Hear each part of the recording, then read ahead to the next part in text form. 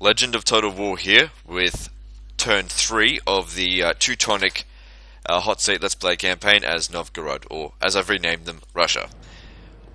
Okay, now, what's going on? So I'm not number 1 in any of these things yet, but then again I didn't choose one of the real major factions. But that being said, that doesn't mean I'm not in a good position, because I am. Now, the Rambler has agreed to my proposal. However, he used scorched earth tactics and destroyed the 2 buildings that were there, which I don't really appreciate. However, I didn't specifically give him instructions not to. Maybe I should be more specific next time. In regard to these things. Now, I know his army is waiting for us right there. Just going to try and give my assassin some experience. Assassinating this guy doesn't do anything to him. Just gets a different captain. Doesn't affect them in any way, shape or form. And as far as the rules are concerned, the only people that have restrictions on them are well, anyone that's actually essentially irreplaceable. Captains dime a dozen. Now, as per the agreement, this settlement is now mine. So I'm going to take the cavalry that's not free upkeep and send them over here. And we'll sack the settlement. Kills a few of the population, but I needed the money. Anyway, the population, it'll come back. So, whatever. There's no population growth here anyway. Okay, so if we have a look here, our overall profits are looking to be quite good. We've got about 3,000 coming in at the end turn. That's not too bad. And this guy here, if I press yes, he'll end up here. That's going to cost me 250 per turn. But at the same time, these are my fucking most favourite units. So I'll accept that. Plus he's got a lot of chivalry. Which means population growth for the settlement. Not really a big... Well, actually, I might even move him out of there. Anyway, the artillery and... Let me just see. I can get the infantry and everyone down here, I think. Let's see, if I move him over here... Okay, so I can obviously attack this... attack the Danes here. Maybe in retribution for destroying the settlement before leaving it, which wasn't part of the fucking agreement.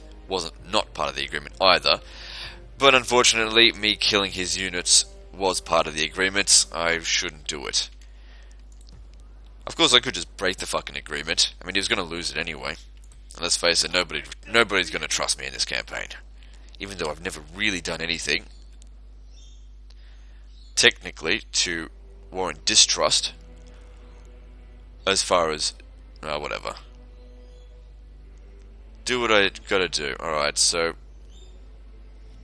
we build a fort here. Be able to bring the infantry forward, but we can't bring them. Because the thing is, there's a port here, even if it's not built yet. And you can't build a fort near a port or a river. Well, you can't build it on a river. You can build it near a river. But I'm trying to get this guy as close as possible. Now, what we've agreed to is that he needs to leave Reval next turn, and also leave it untouched. If he destroys any of these buildings apart from the church, which I wouldn't be able to keep anyway because it's a different religion, then these men here will die, and I'll hunt the Rambler down and fucking kill him. And also I won't pay him any money, to which I've also agreed now to pay him 3,000, not 2,000. So he better stick to it. So I'm actually going to move this guy here. What are we going to do? These guys look like they're going to come around this way.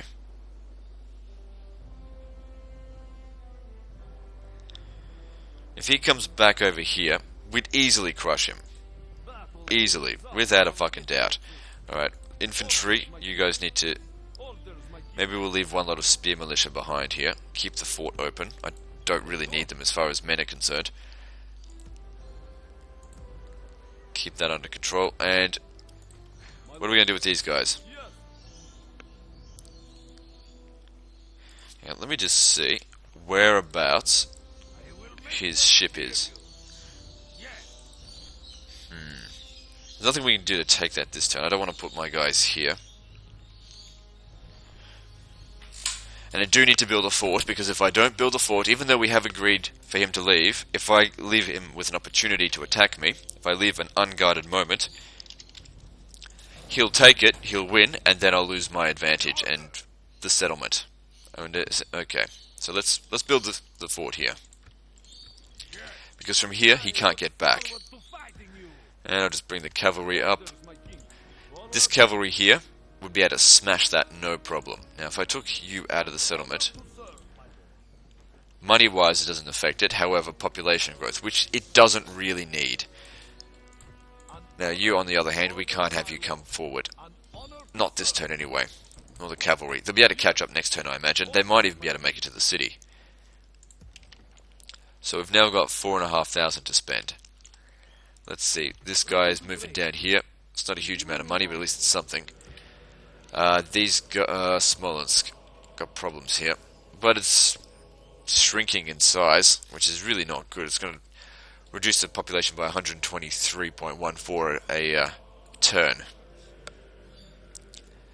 But oh well, we just need to put up with it. Right, so 4,500. What are we going to spend it on? We need to spend it on.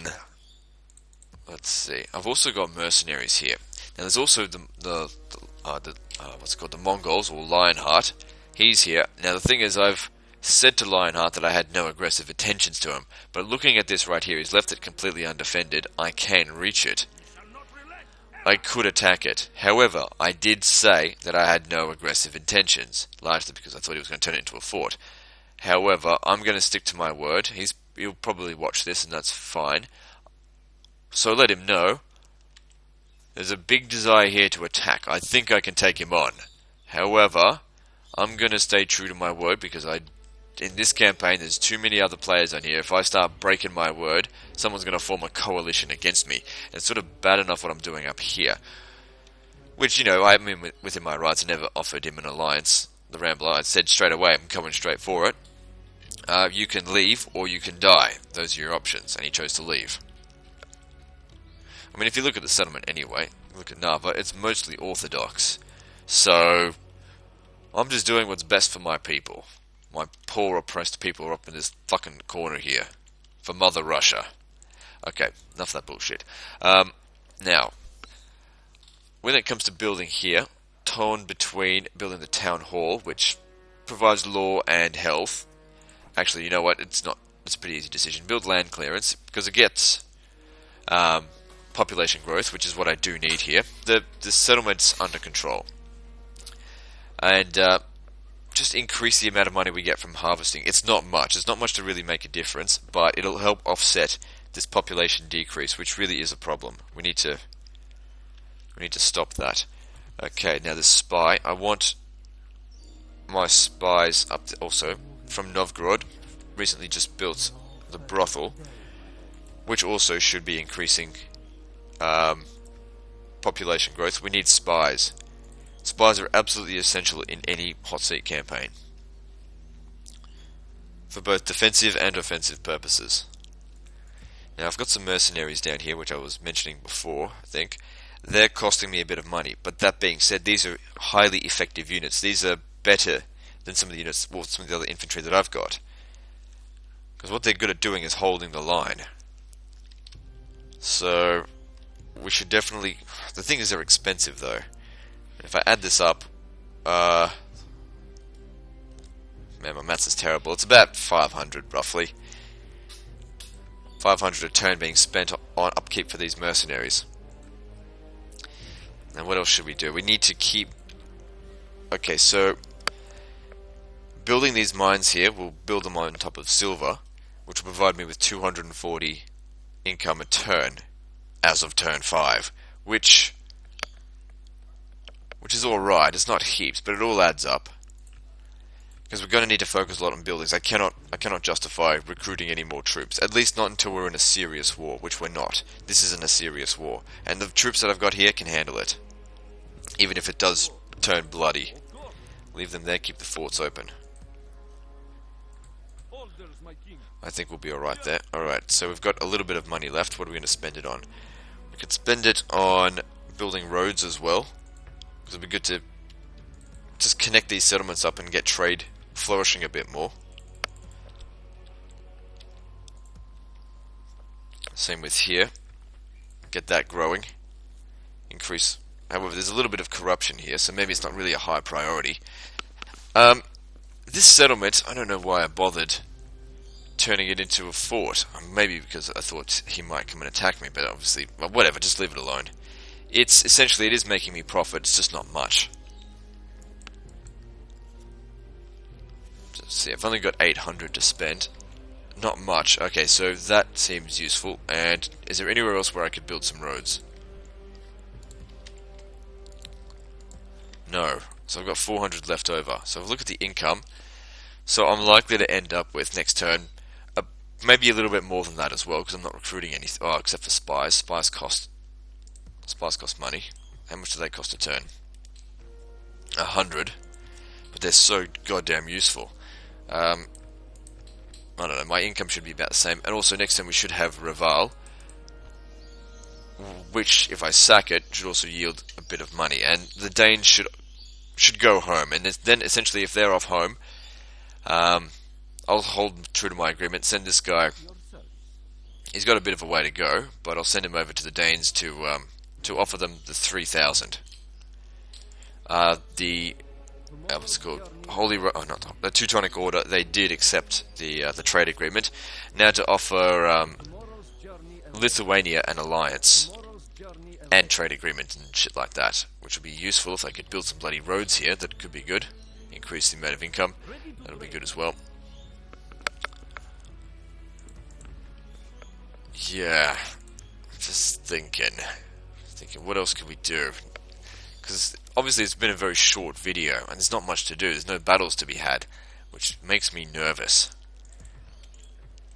So we've just got one of these guys standing there in the garrison of the city, or the settlement here.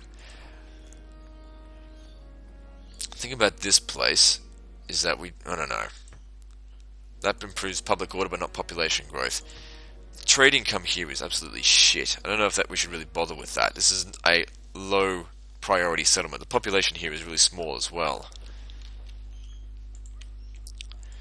It might actually be better if we focus more on, population growth of one of these frontier regions. Say this one. Oh, hang on, no. Wait, wasn't I building something here? Ah, right, we haven't built anything here. Maybe I should build roads and roads there, because that's 2 lots. What's the trade rate like here? 59. It's not much, it's actually worse than the other one. Also, there's no need to build a port just yet, except, I suppose, to build ships. Yeah, I think we need to build ships. So that I can get over to here. To Finland. He better not be going over to Finland, because I want him out of this area. I want him to go to the Scandinavia. Well, I suppose that's part of Scandinavia. But if he continues to go that way, I might chase him over there. In which point I wish I just had fucking killed him. Because I don't want him sitting. I don't want a fucking huge Danish force there, ready to attack me if I was to ever go to war with someone else. But there's really nothing much more I can do. If I get I've got a trade agreement with the Teutonic Order, so we should be able to establish a trade route, say with Riga. That'll be worth a little bit, I suppose. And apart from that, there's nothing else I can see we can do. I mean, I've got an assassin over here, and in fact, I've got actually a mission to assassinate Argadan, whatever the fuck your name is. However, if I look at the chances of it are unacceptable. Chances of that are also unacceptable. I don't know why Lionheart, that guy was right here and just completely bypassed me, just walked right past and didn't offer me anything. So that leaves me skeptical. I think he's forming a coalition against me. I think. Because I know he's an aggressive player. It just comes down to who does he want to attack more? Me, Lithuania, or Poland? Of the three, I hope he chooses Poland, because Lithuania is my ally. which I'm really just... I need them as a buffer state. Just because most of my border is covered by them, it'll allow me, I suppose, the freedom to move around up here and down here if we need to. But we'll see. He's a strong player, I'm sure he'll be fine. Let's see, especially if I come and assist him with any wars. These guys here, I mean, I could disband them, we don't really need them. But I'm not into disbanding units. We can't take that on with this. We need a general's bodyguard. And we don't really need to take it, it's only a village, that's the thing. Taking these settlements doesn't really mean profitable. Like, that's a good region to take, apart from the fact it was destroyed. Just about. I could also build this. Then again, I don't need any more troops right now. We need to build economy up. So most of what I spend my money on will need to be on buildings, which is actually the opposite of what I like to do. But we need to be careful. Anyway, I can't see anything else we need to do, so let's move on to the next turn. Let me just double check everything first. So, Assassin, you've done your stuff. Keep moving up this way. This assassin,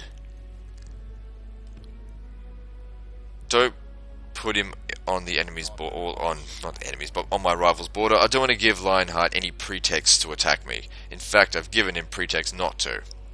I've shown him nothing but kindness so far in this campaign. Even though, of course, I'm discussing about, thoughts of attacking him. But that's, you've got to have those thoughts with anyone. Ready to trade. Ready to trade. You can't be trading that shit. How much is that worth? 22. Fuck that. Let's look for something better. You're better off bloody doing nothing. There's fish up here worth 19. You're a big pile of shit, you know that. And we've got fur up here, that's worth nothing. Coal, nothing. That worth...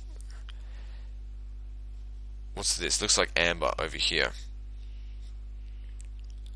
Well, get moving.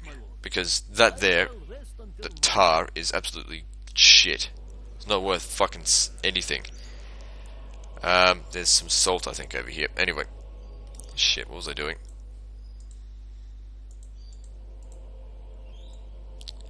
Okay, so I'll sort all of them out. Settlements, let's just go through them.